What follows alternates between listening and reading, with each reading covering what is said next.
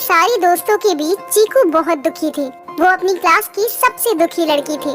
दोस्त चीकू का अब कोई दोस्त नहीं था। चीकू के साथ कोई खेलना नहीं चाहता था क्योंकि उसके सिर पर हमेशा एक बादल मंडराता। कचरे का एक बादल, संतरे के छिलके और बिस्कुट के खाली लिफाफे, टूटे खिलौने और पेंसिल की छीलन, प्लास्टिक की टेढ़ी मेढ़ी बोतलें और रंग बिरंगी थैलियाँ, और इन सब पर भिनभिनाती मक्खियों के झुंड। कोई भी बच्चा ऐसी लड़की के साथ नहीं खेलना चाहता था जिसके सिर पर हमेशा कचरे का बादल मंडराता हो। कहीं कोई केले का छिलका उसके सर पर गिर पड़े तो छी। चीकू तो छुपन छुपाई तक भी नहीं खेल सकती थी क्योंकि बादल उसका पता बता देता था। एक दिन वो सोना से बोली, हम साथ साथ स्कूल चलते हैं। सोना तो फौरन दूर भाग गई। क्या मैं तुम्हारी पेंसिल शार्पनर इस्तेमाल कर लूं? उसने स्वीटी से पूछा। स्वीटी मुंह चिढ़ाते हुए अपनी जगह बदलकर आशा के पास बैठ गई। चीकू को खाना भी अकेले खाना पड़ा। चीकू जानती थी कि उसे अम्मा का कहना मानना चाहिए था। अम्मा हमेशा उसे कूड़ा फैलाने से मना करती थी। सड़क पर केले का छिलका मत फेंको, बिस्कुट के खाली लिफाफे कूड़ेदान में डालो। लेकिन चीकू ने उनकी बात नहीं मानी। वह हंसती रही और कूड़ा फैलाती रही। फिर एक दिन अम्मा को बहुत गुस्सा आ गया। उसने कहा, देखना अब ये कूड़ा हमेशा तुम्हारे साथ ही रहेगा। चीकू हंसती रही। अगले दिन जब चीकू सोकर उठी तो चारों तरफ मक्खियां भिनभिना रही थी।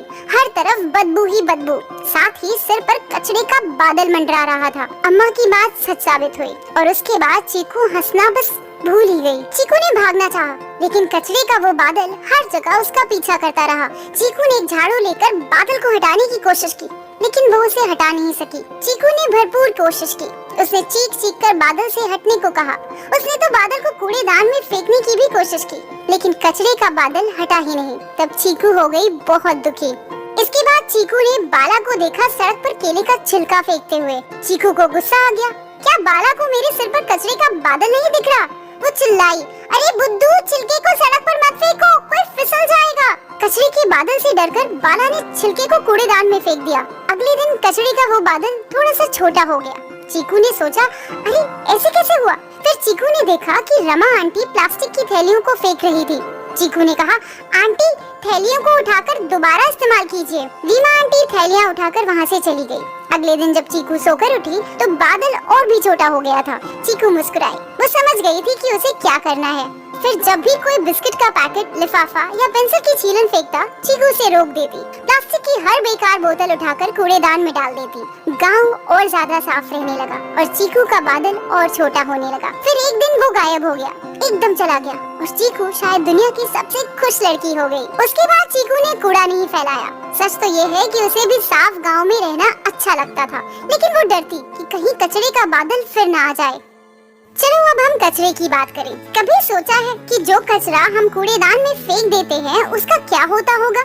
नहीं, वो हमारे सिर पर बादल बनकर नहीं मंडराता, लेकिन जो भी कचरा हम फेंकते हैं वो हमारे घर के पास बने बड़े से कचरा घर में जमा हो जाता है। सब कुछ एक साथ, सड़ती सब्जियां, टॉफी के रैपर, किताबों कॉपियों के फटे पन्ने। जब भी हम केले के छिलके या पेंसिल की छीलन सड़क पर फेंकते हैं तो ये कचरा सड़क के किनारे इकट्ठा हो जाता है। कुछ उन नालियों के अंदर चला जाता है और उनमें जमा हो जाता है। रुकी हुई नालियों में मक्खी मच्छर पैदा होते हैं जो बीमारियां फैलाते हैं। इससे हमारा पर्यावरण गंदा होता है और अपने आसपास कूड़ा कचरा तो किसी को भी अच्छा नहीं लगता। चीकू के दिल से पूछिए, कचरा फैलने से कैसे रोकें? कूड़ा कचरा बिल्कुल ना बिखेरें, हमेशा कूड़ेदान में ही डालें। सुबह स्कूल जाते समय अगर रास्ते में केला खाते हैं तो उसका छिलका सड़क पर ना फेंकें। छिलका रखने के लिए माँ या पापा से छोटा लिफाफा ले जाइए। स्कूल पहुँचने के बाद याद से छिलके को कूड़ेदान में डाल दीजिए। केले वाले लिफाफे की तरह कई चीजें आपको बेकार लगती होंगी, लेकिन सब चीजें बेकार नहीं होती। छिलके के साथ लिफाफे को बिल्कुल नहीं फेंकना,